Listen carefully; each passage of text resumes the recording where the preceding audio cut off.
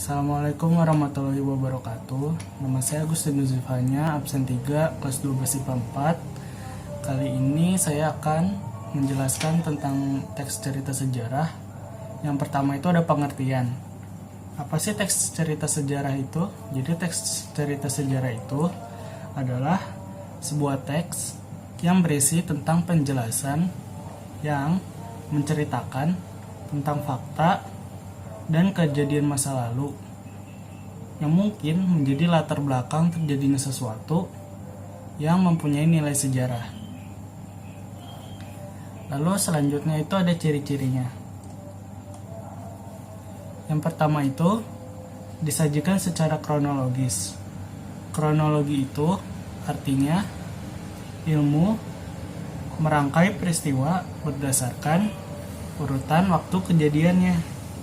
Jadi, yang dimaksud dalam disajikan secara kronologis ini, teks cerita sejarah itu alurnya berurutan sesuai waktu dan fakta yang terjadi. Yang kedua itu ada bentuk teks cerita ulang. Apa sih teks cerita ulang itu? Jadi teks cerita ulang itu merupakan teks mengenai aktivitas atau cerita yang terjadi pada masa lalu yang diceritakan ulang. Jadi teks cerita sejarah itu adalah teks yang menceritakan tentang masa lalu yang diceritakan kembali. Yang ketiga itu terstruktur. Jadi teks sejarah itu teks yang terstruktur. Struktur itu terdiri dari 3 bagian. Yang pertama ada orientasi, lalu urutan peristiwa, yang terakhir ada reorientasi. Yang keempat itu menggunakan konjungsi temporal. Jadi konjungsi temporal itu merupakan kata hubung yang menghubungkan tentang 2 hal atau 2 peristiwa sesuai dengan urutan waktunya. Jadi dia tuh lebih awal atau lebih dulu terjadinya. Nah, jadi teks cerita sejarah ini untuk menyajikan ceritanya secara kronologis, dia menggunakan konjungsi temporal. Contohnya itu kayak sejak, selanjutnya, ketika, kemudian, dan lain-lain. Yang terakhir itu isinya berupa fakta. Jadi isi dari teks cerita sejarah itu fakta dan nilai-nilai sejarah. Jadi walaupun ada sedikit tambahan dari sejarahnya itu, tapi dia tambahannya itu tidak keluar dari fakta dan nilai-nilai sejarah itu. Struktur teks cerita sejarah. Pada teks cerita sejarah terdapat beberapa bagian, di antaranya yang pertama orientasi. Orientasi merupakan pengenalan atau pembukaan dari teks cerita sejarah.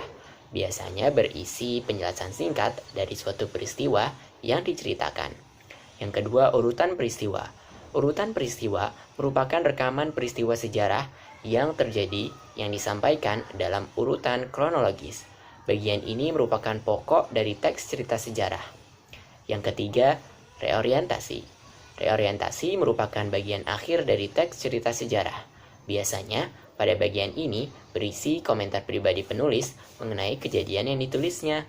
Dalam teks cerita sejarah, reorientasi tak wajib ada. Kaidah kebahasaan teks cerita sejarah. Dalam menuliskan teks cerita sejarah, terdapat beberapa kaidah kebahasaan. Yang pertama, pronomina atau kata ganti. Merupakan kata yang digunakan untuk menggantikan benda dan menamai seseorang atau sesuatu secara tidak langsung. Terdapat beberapa jenis. Yang pertama, kata ganti orang pertama tunggal. Misalnya, saya, aku, beta, dan lainnya. Yang kedua, kata ganti orang pertama jamak. Misalnya, kami, kita. Yang ketiga, kata ganti orang kedua tunggal. Misalnya, kamu, engkau, kau, anda, dan lainnya. Yang keempat, kata ganti orang kedua jamak. Misalnya, kalian. Yang kelima, kata ganti orang ketiga tunggal. Misalnya, dia, ia, beliau, dan lainnya. Yang keenam, kata ganti orang ketiga jamak. Misalnya, mereka. Kaidah kebahasaan teks cerita sejarah yang kedua yaitu frasa adverbial. Merupakan kata yang digunakan untuk menunjukkan kejadian atau peristiwa, waktu, dan tempat. Yang ketiga ada verba material. Verba material merupakan kata yang digunakan untuk menunjukkan suatu aktivitas yang menggunakan fisik dalam melakukannya. misalnya membaca, melempar, mendorong, dan lainnya. Yang ketiga ada konjungsi temporal. Konjungsi temporal berguna untuk menata urutan-urutan peristiwa yang diceritakan. Teks cerita sejarah biasanya memanfaatkan konjungsi temporal, contohnya kemudian, setelah, lalu, dan lainnya. Yang kelima ada kalimat majemuk. Kalimat majemuk merupakan kalimat yang terdiri atas dua kalimat atau lebih yang digabungkan menjadi satu kalimat. Contoh kalimatnya adalah, pada akhirnya Belanda mengakui kedaulatan Indonesia dalam konferensi yang diadakan di Den Haag. Pada akhirnya merupakan keterangan waktu Belanda sebagai subjek mengakui sebagai predikat kedaulatan Indonesia sebagai objek dalam konferensi yang diadakan di Den Haag sebagai keterangan tempat. Jenis-jenis teks cerita sejarah. Teks cerita sejarah terdapat dua jenis, yakni cerita sejarah fiksi dan cerita sejarah non-fiksi.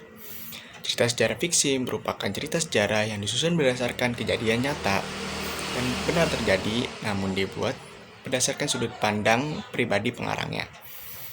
Contohnya novel, cerpen, legenda, dan roman. Yang kedua merupakan cerita sejarah non-fiksi.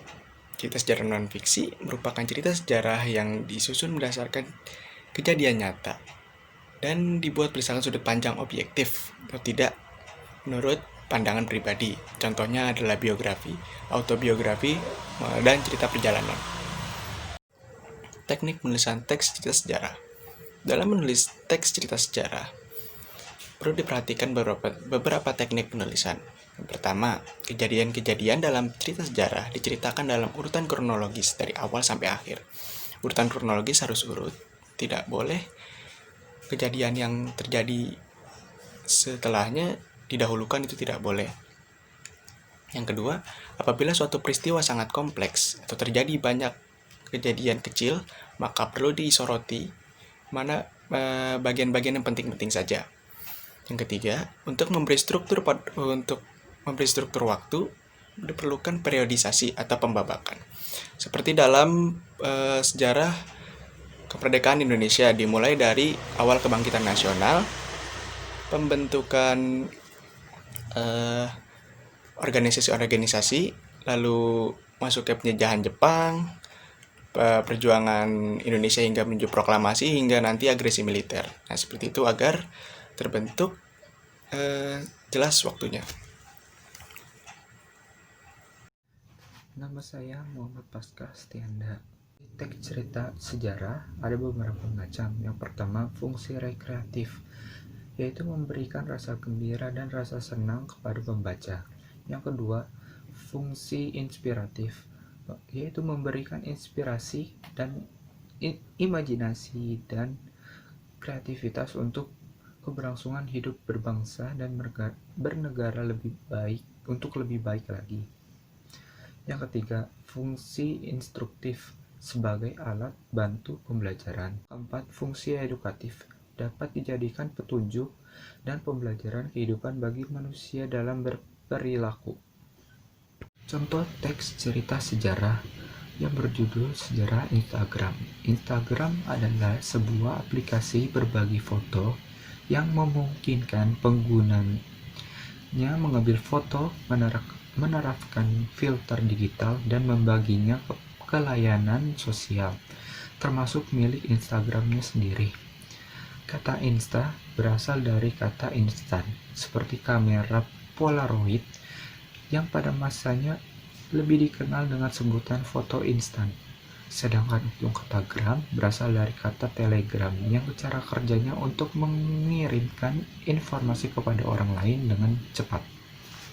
Perusahaan Boom Inc. berdiri pada tahun 2010, perusahaan teknologi startup yang hanya berfokus kepada pengembangan aplikasi untuk telepon genggam. Pada awalnya, Boom Inc. sendiri memiliki fokus yang terlalu banyak di dalam HTML5 peranti bergerak. Namun kedua CEO, Kevin Systrom dan Mike Krieger, memutuskan untuk lebih fokus pada satu hal. Setelah 1 minggu mereka mencoba untuk membuat sebuah ide yang bagus, pada akhirnya mereka membuat sebuah versi pertama dari Boom. namun di dalamnya masih ada beberapa hal yang belum sempurna. Versi Boom yang sudah final, aplikasi yang dapat digunakan iPhone yang isinya terlalu banyak dengan fitur-fitur. Sulit bagi Kevin Systrom dan Mike Krieger untuk mengurangi fitur-fitur yang ada dan memulai lagi dari awal. Namun akhirnya mereka hanya memfokuskan pada bagian foto, komentar, dan juga kemampuan untuk menyukai sebuah foto.